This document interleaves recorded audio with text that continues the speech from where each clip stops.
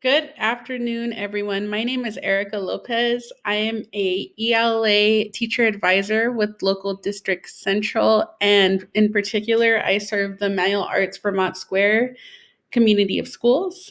Today, I'm going to go over the what, the how, and the why of distance learning. And particularly, I'm thinking about engaging tasks and capturing that engagement at all levels. What does that look like in distance learning, and how can we diagnose and treat disengagement with our students? So I'm referencing the distance learning playbook and some of their practices as well as their theory.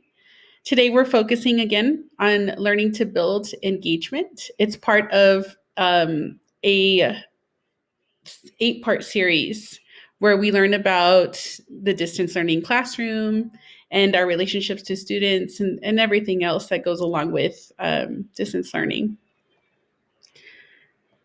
So I want to definitely highlight our instructional foci for 2020-21. We want to make sure that we're providing rigorous grade level standards. We want to focus on engagement strategies, which we will today. We're also doing it with an equity lens, knowing fully well that our Black students matter. Our populations at the margins are at the forefront of our planning and our curriculum, and that we're using a universal design for learning. I want to remind you that we're on a triple track agenda. So anything that we learn today can be used in the classroom and with other adults when you're speaking about ed theory and building and collaborating. I also want to remind you of the theme of the week. So I happen to be recording this on a Tuesday, so it's Gratitude Tuesday. But this is a really good practice for you in your class, just another way to connect to our students and our faculty and our coworkers. I want to also remind you of our norms of collaboration. I'd pick one of these to work on when you are partaking in any professional development or working with your peers. It's just a good practice. I also want to remind you of our culturally relevant pedagogy and our stance on the way that the lesson should progress. So this particular lesson will be featuring Ignite, Chunk, Chew, and Review throughout the professional development. And it's just to make sure that we have multiple check-ins for our students and we keep them engaged in the lesson. So here is our agenda. We're measuring engagement, we're assessing engagement, we're boosting engagement, and then we're going to reflect and make a plan. So as I mentioned before, this is Module 6. What you need to keep in mind is the following. I'm learning about the different forms of engagement, and I'm learning about ways to engage my students online and in my virtual classroom. So here is the inclusion, and this is a waterfall method. So if I were in front of you, I would say something like this. Think back to the lesson that engaged you deeply. What did you notice about the lesson? This is the Ignite portion, right? This is where I get your brains going. Think back to the schema that you've had before. What good engagement strategies do we know? So if this was in distance learning, you would then think about it, type that in a chat box on Zoom, and then we'd waterfall it. In other words, we're not pressing enter until the speaker says, okay, now share your thoughts with me. So what that creates is like a waterfall effect of comments in the chat box. And then you can have your students pick one out and respond to one, different ways to engage. But we know that we've seen good teaching and we know that we've done good teaching. What were those strategies? Okay, so we're going to watch the parable of Hoja and the foreigner. And I want you to think about the way that we view the world. What's important there? What's important in the message that we're giving to our students in our daily lesson? How are they interpreting that lesson?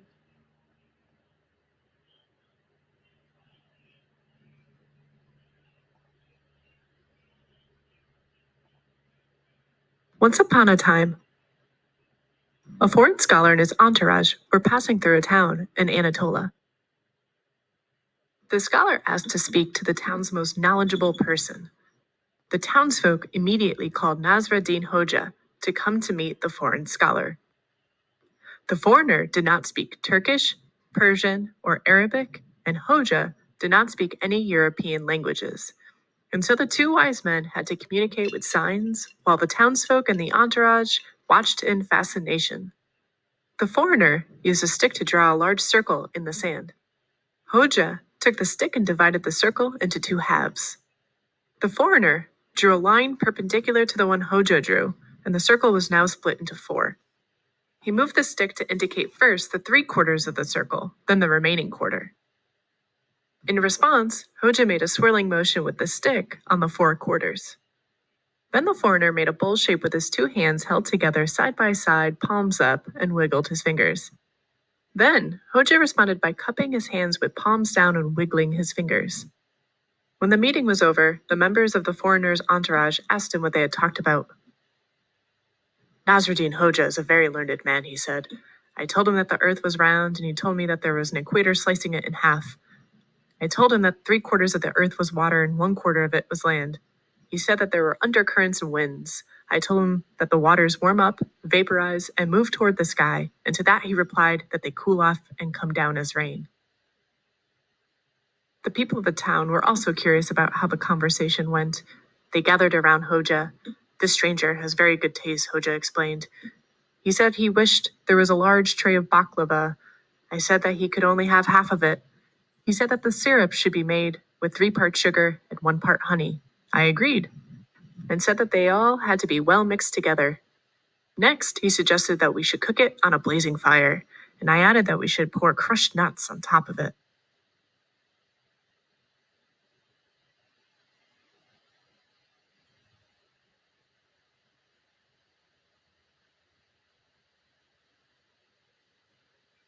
Okay. So now that we've watched Hoja and the foreigner and that parable, we can gather three truths, right? The first is that each of us has a culturally based worldview. The second is that we assume that others hold our worldviews. And the third is we assume that what we communicate is the same as what is received. And this is all from Is Everyone Equal by Sensoy and D'Angelo. And we know that oftentimes in communication, we expect some outcome from a lesson. We expect some outcome from our interactions with our students, and they always surprise us. We always learn from our students, and they learn from us. But what I want you to think about is as far as engagement goes, right? We all have our lens, we all have our schema. If you're Vygotskian, you know that we all have our family's interpretations and lenses. And if we're thinking about engagement, then we start to think about the depth of engagement, right? Understanding on a cultural level, understanding on a behavioral level, understanding on a cognitive level. And what does that look like? Okay. So here's where I want you to just read this to yourself, but I'll read it aloud to you as you're thinking about it. Teachers and students have experienced the Zoom exhaustion that comes from too many hours sitting to trying to sit still and remain engaged in front of a screen. This is the absolute truth, right? We know that engagement is super important, but the logistics is really difficult right now. I myself struggle sitting in front of a screen. The struggle is real. And I want to frame that in the realness of 8 million people that have slipped into poverty in the United States. We know that it is an issue. We know that we are facing a mountain of insurmountable odds, and your classroom looks vastly different now. That being said, I want you to think about the things that you do know on the screen. We look on our screens all the time and we know what our students are doing. We know what they're feeling, right? They have a face of happiness. Maybe they accomplished something new that day. Maybe they're a little sad. Maybe something happened at home we don't know about. Maybe we do know about it and we're trying really hard to work with partners to help them with that. Maybe they're excited. Maybe they're just tired. Maybe they're distracted and they're online shopping like some of us do when you get distracted, right? Maybe they're afraid. Maybe they're afraid of the zero that they might get and the insurmountable odds that they're facing and maybe making up that zero. We don't know. There's a lot at stake here. So, again, I want to call your attention. You know what those students look like on screen. You know when they're engaged, and you know at what level they are engaged in. Now, there's all kinds of engagement, right? There's desirable engagement to the right. There's not as desirable engagement to the left, right? Where maybe they're disrupting the class, maybe they're avoiding a task, maybe they're withdrawing, right? They're distracted, they're separating from that screen, maybe you don't see them on the screen anymore. To active, right? Where we want them. We want them participating, investing in the lesson because it has something to do with their daily life, something that they can employ. And then they're driving their educational narrative eventually, right? This is where we want them. So we've diagnosed the issue, we know what it looks like, and we know what kind of engagement we want. But here are the axes that I want you to think about. Now that I've ignited your brain and you understand those things and you know all that you know, I want you to chunk all of that knowledge into these three facets right here, these three axes. And these are described by the distance learning playbook again. There's behavioral engagement, right? Where we can observe academic actions. You instantly recognize it, right? Is the student visibly on task, distracted, disruptive behavior, right? Then there's cognitive engagement, right? Is the student seeking a challenge or self regulating? Are they setting goals, monitoring their progress, solving problems? That's deeper, right? That's their brain. That's their brain grappling with the information that we're giving them. And then there's emotional engagement. Does the student engage in discussions? Do they self advocate and pose questions? Do they exhibit curiosity about the subject? Take this in for a second.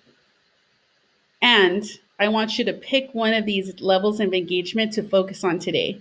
Think about that one class, if you're in secondary, that you're really struggling with. Where do you think the engagement is not as desirable? Because there's engagement there.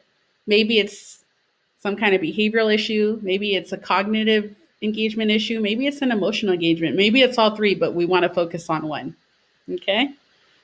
So now that you've picked one, I'm going to provide this Google Doc to you that you can fill in. But let's just say I pick behavioral engagement. I want you to now process the information. I want you to think about the instructional techniques and curricular design choices that you've made in those lessons to tackle behavioral engagement, right?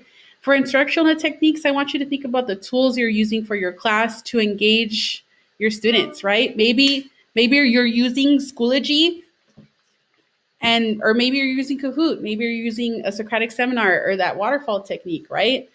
What does that do for the behavior of your students? Think about curricular design, right? What in your curriculum or your lesson planning, what are the decisions you're making to boost that engagement, right? Maybe you're using culturally relevant pedagogy. Maybe you're, social justice based curriculum. Maybe you're employing self strategies to reach those students in that behavior, right? So again, think about those things and I want you to put that on this Google Doc that I will provide. I'll link at the bottom. After that, you need to reflect, right? As we all do. We know we make all of these decisions and we do the best we can to boost this engagement. But I want you to zero in on the intentional usage of those tools. We got a million tools at the beginning of distance learning. We know that they all serve a very distinct purpose, but I want you to narrow it down. So now that you have all these tools that are out there and available to you, right? And they're all here, right? These are sample tools. I want you to think about the lesson even further and zero in on the thing that you or the goal of that lesson, right? The thing you want most. So if that lesson features finding information, using information, creating information, or sharing information, then you know that you have a bevy of tools and things that you need to reflect about in picking those tools. So engagement is all about diagnosing the issue, right? So we know, we can see on the screen, this is how the kids are acting. We know that there's engagement that we want. Maybe they're here and I want them to move into participating. Maybe it's a behavioral engagement issue. Here are the instructional techniques and the curricular design decisions I am making so that I can boost that engagement. And in order to do that, maybe in this lesson, I want them to create some information to boost that engagement. And so I'm going to use TikTok because the kids love it. They can upload those videos to Schoology, and it's an easy way for my EL children to engage, maybe without having to use academic language, but to use the language that they know and to build, right, on the nuances of that language. Maybe I'm including kids that have not necessarily engaged with my writing, but they know they can make a video because it's immensely popular, right? That'll translate into any language. And maybe I'm providing those cell techniques in the movement of what the lesson is providing through TikTok. So, again, a lot to think about, a lot to reflect about. This is the review portion of the lesson, right? And a further reflection, right, on your tools and the decisions we make. At the end, I've included the distance learning playbook video resources for Module 6. Those are completely free. You can get them online, and you just need to click on that right there. And I want to finish this video off with a big thank you because I know how hard it is to get this work done. I know you can hear my daughter in the background playing with her cat. This is the reality of distance learning and teaching, and I'm forever grateful to her teachers. I'm forever grateful to you and to all of our admin here who work so hard to support everyone at LAUSD. Thank you. Your work is noble. I appreciate your time with me here today.